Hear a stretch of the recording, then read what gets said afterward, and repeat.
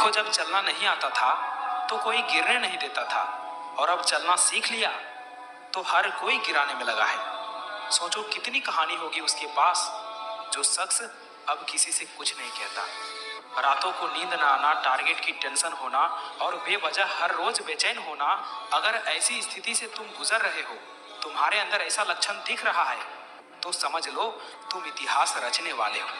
क्योंकि जो अपने कदमों की काबिलियत पर विश्वास रखते हैं वही अक्सर मंजिल पर पहुंचते हैं। अगर आप कुछ ऐसा पाना चाहते हो जो आपने पहले कभी नहीं पाया, तो आपको कुछ ऐसा करना होगा जो आपने पहले कभी नहीं किया। तुम अपने घर की स्थिति में परिवर्तन के लिए चुने गए हो। जीवन आसान नहीं होगा मेरे भाई।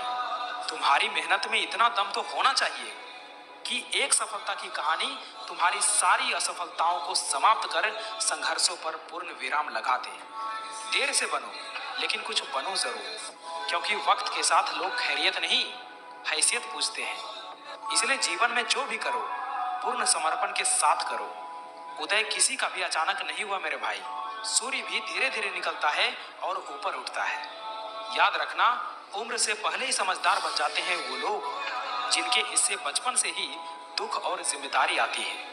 अरे अपने वही है जो संघर्षों के समय भी तुम्हारे साथ हो, क्योंकि सफलता के बाद तो पराये भी अपने हो जाते हैं। आज मेरी परिस्थिति देखकर तुम मेरे खिलाफ जितनी बातें बना सकते हो बना लो, पर याद रखना, जिस दिन ये समय मेरा साथी बन गया ना, तो तुम्हें खुद पर शर्म आएगी कि मैंने किस आदमी के बारे में क्या बोला था। आज मेरा संघर्ष चल रहा है और तुम्हारी मेरे खिलाफ बातें। जिस दिन ये मेरा संघर्ष सफलता का रूप लेगा, उस दिन तुम्हें समझ में आएगा कि मैंने किसके बारे में क्या बोला था। अगर कोई अकेला है तो इसका मतलब ये नहीं कि उसे कोई पसंद नहीं करता, बल्कि वो अकेला इसलिए है क्योंकि उसने दुनिया की औकात जान ली है। जब लोग पूछते हैं कि आप काम क्या करते हैं, तो वास्तव में वो हिसाब लगाते हैं कि आपको कितनी इज्जत देनी चाहिए। यही इस दुनिया की सोच है और इसे आपको मानना पड़ेगा। समय अपनी रफ्तार में है दोस्त, अगर तुम रुके तो बहुत पीछे रह जाओगे। इसलिए धीरे ही सही लेकिन चलते रहो। जिस मेहनत से आज तू भाग रहा है वही कल तुझे सफलता दिलाएगी। झोंक दे खुद को इस आग में, यही आग तुझे हीरा बनाएंगी।